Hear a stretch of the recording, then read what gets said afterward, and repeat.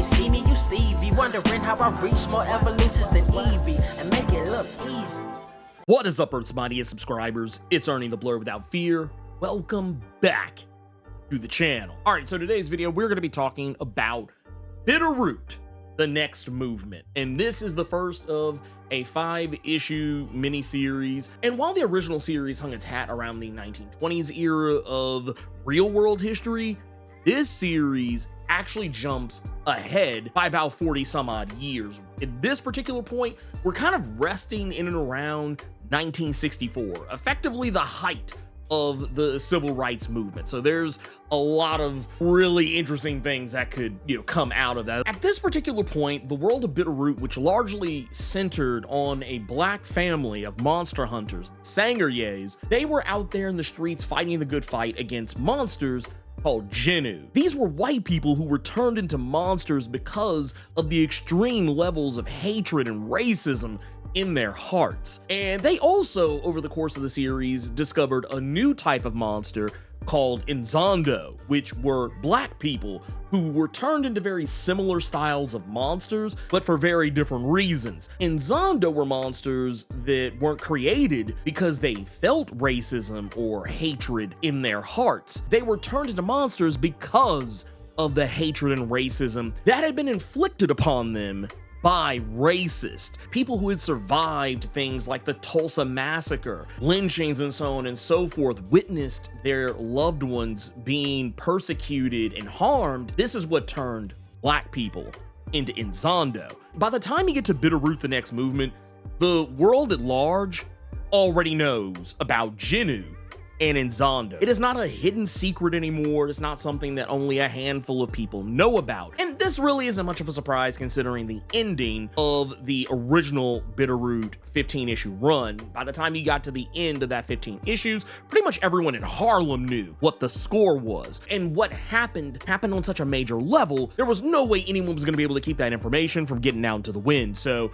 that's why everyone knows. But even though this stuff is public knowledge, there is also the issue of the government. What we ultimately end up discovering is that the government has also been actively working to try to tamp down the idea of Jinnu as being little more than bedtime stories and myths and legends, effectively a way of gaslighting black people. It's kind of almost like a commentary on how racist white people will try to gaslight black people that racism is all in their head, that, oh, you're just making all this up, this isn't real, you're just overthinking it, like that type of thing. That's basically more or less what the government's hand in a lot of this is. They know that Jinnu and Inzondo are real, but they don't want people talking about it. And because this is subtitled The Next Movement, there's a reason for that. It's because this is the next generation of Sangrees. Now, I'm gonna go ahead and put this out here right now. Some of you have probably already noticed it. A lot of these characters look really different, or at least a little different from the ones you might already be familiar with. The truth behind that is that the character Blink from the original series, who at the time was one of the younger Sangrees, and one who she wanted to be out there fighting the good fight with her cousins and wanted to be a part of the monster hunting that the Sangrees did. But at the time, the family matriarch, Mosnter, used to keep Blink, back in the house, working on her roots and working on her book knowledge to wise her up, level up her knowledge. And at the time, Blink always took that as, oh, you're just trying to keep me from doing man's work, or, you're not allowing me to be me.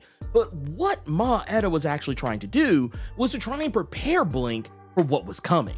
And the reason why this is paying dividends now is because while Blink did get to go out and do her monster hunting, she has learned enough that now she is the family matriarch. And what makes this incredibly heartbreaking in the same breath is that she is the last of her generation. Both Ford, Cullen, and Berg are all revealed to have passed on in one way or another. We don't really get any hardcore details about what happened to either of them, but we know that Blink is the last of the line, at least in terms of that last generation. And with them gone, it's also no surprise, especially if you have read the previous run of Bitterroot, that Uncle Enoch, he went to glory in issue 12.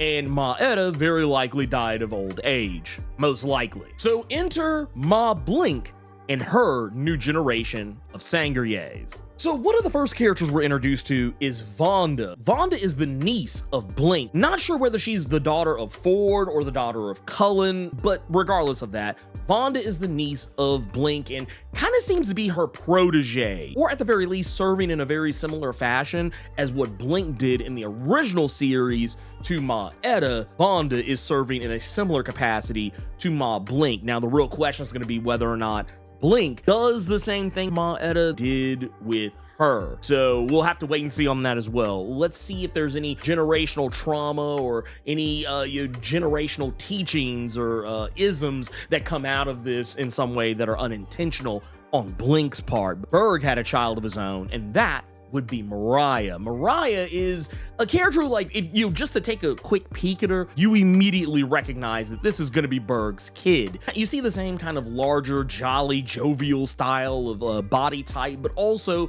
in the personality itself. She speaks and kind of carries herself in pretty much the exact same way that Berg does. She's very verbose. She uses a lot of 20, 30, 40, and $50 words, and she's not shy about showcasing the level of intelligence she has at any given time. And she's also probably the more down-to-earth and level-headed of the group that we have seen thus far. She's a lot more logical than a lot of the other characters may or may not be. Not to say the other characters are illogical, but she just has a very laid-back way of seeing the world for exactly what it is. There's also Enoch, who is Blink's son. I mentioned Uncle Enoch earlier. Well, this Enoch is named in his honor. We don't really know a whole heap of a lot about him, but he hangs out with Mariah a lot in this issue, and he kind of suffers from the same type of wanderlust that Blink did in the original series. He wants to be a part of the action. He wants to get in on everything that's going on,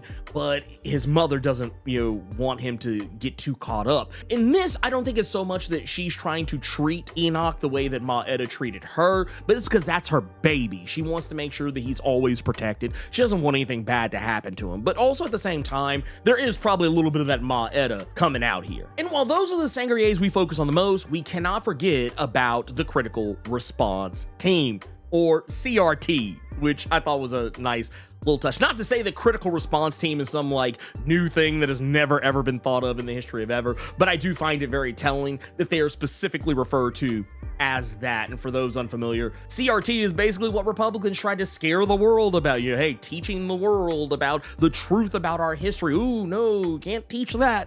Well, once again, it may be unintentional on the creative team's part, but I don't think that's the case. I don't think that's the case at all. But before we actually dig any more into these characters, real quick, I want to take a moment to tell you guys about something really awesome that I got put on game about. If you're not familiar, T. Franklin is a writer of comics like Juke Joint, as well as Bingo Love, as well as being the creator of Sunspider, who recently showed up in Spider-Man Across the Spider-Verse, and also is the writer of the Harley Quinn animated series comics, stuff like the Eat Bang Kill Tour or the Legion of Bats. I wanted to put y'all on game about T. Franklin's IP Power Play. Now, the whole point of IP Power Play is for T to help teach you how to set up your ideas and market your ideas in order to maximize the most out of them. She's going to be giving you strategies on how to turn your IPs into more than just an idea inside your head, as well as removing the mystique about the industry and how everything moves and functions, as well as leveling up your knowledge on how to avoid the pitfalls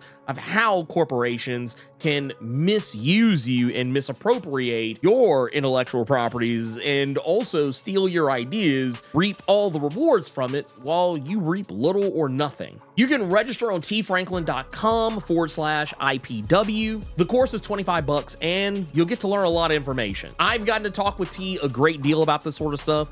She has a well of knowledge that I find quite invaluable, and it's well worth the time and investment. She'll be doing it this Saturday. Go ahead and sign up. I'll have the link down in the pinned comment and description below, and let's get back to the video. Okay, so now that we're back, let's get into the CRT of the Sangrees. And that is, first and foremost, we're going to take a look at Uncle Cotton. Now, Uncle Cotton, or just Cotton, is a character who was introduced originally in Bitterroot number 15. You don't really get to see a whole heap of a lot of this character. He'd have a couple of lines here or there, and he's a character whose importance you wouldn't really fully understand until you get to the very last page of issue 15, where it's made pretty clear he's going to wind up becoming one of the Sangrier's future monster hunters. But Cotton is a young albino kid when we first are introduced to him, and by the time we get to the next movement, he is a grown-ass man. Once again, 40-some-odd years have passed. So, I mean, yeah, he's good and grown now. Now, this is from David F. Walker himself, but he has basically put it out there that Cotton is the adopted son of Cullen Sangrier. Now, we don't know where Ruby falls into play on all this, because there was another child who was also with Cotton, who it's presumable that was maybe his sister or just another child who was already there with him. But yeah, we don't really know where she falls into play on any of this. While I don't know exactly what his role is in the movement as a whole, he kind of feels like, to me, the new Ford Sangrier. Like, that's what he feels like to me, just from, vibes. But he's also out there in the field alongside Mariah and Enoch, albeit working in a different capacity. While Mariah and Enoch are out there on an investigative level, his crew are there on a monster hunter level, and it's because a bus of Freedom Riders in Mississippi were stopped, and that bus was attacked by Jinnu. And the Jinnu in question supposedly killed everybody that was on the bus, except for a handful of people. And one of those people is someone incredibly important. We'll get to that here in just a second, but that's why Cotton is out there. And we also know that there's two other characters that are following him, and I think it's safe to assume that these are characters we were also already introduced to. But then there's the other characters who we are introduced to. One of these characters is named Sandra. We don't really know what her relation is in all this, but she refers to Cotton as uncle, so she is somebody else's child from somewhere else in the family. And considering that there were a lot of children who were left orphaned in the wake of the attacks by Adro in the final 5 issues of the original Bitterroot run, it's safe to say that somewhere along in there, some of these kids are probably adopted, from that. And there's also a as yet unnamed Sangrier who seems to be pretty gung-ho about killing Jinnu. We don't really know much more about him other than that, but the reason why they're not attacking in this instance is they're watching Jinnu directly strike on the survivors that I mentioned earlier of that bus attack. It's because one of the people in question is someone very important, or at least that's how they're framed. There's one particular character, a white woman, who is said to be the daughter of someone very important. That kind of carries a lot of weight. And the first thing I thought of is this one of Lyndon B. Johnson's daughters? But there's a name that is said, later on in this. The name Judy is spoken out loud in regards to her specifically. And to my understanding, Lyndon B. Johnson only had 2 daughters, one named Lucy and one named Linda. So it's not any children in relation to him, unless we're just kind of, playing with history a little bit. Once again, this is kind of an alternate history, so it doesn't have to be exactly the same. But this woman's name is Judy. I can't really think of any people off the top of my head, famous figures in, the 1960s who had children named Judy. White children named Judy specifically, who were involved in the civil rights movement, but that is another story altogether. This is one of those specific mysteries that we'll just have to wait and see on. But all in all, this first issue is great. It sets up a fantastic mystery.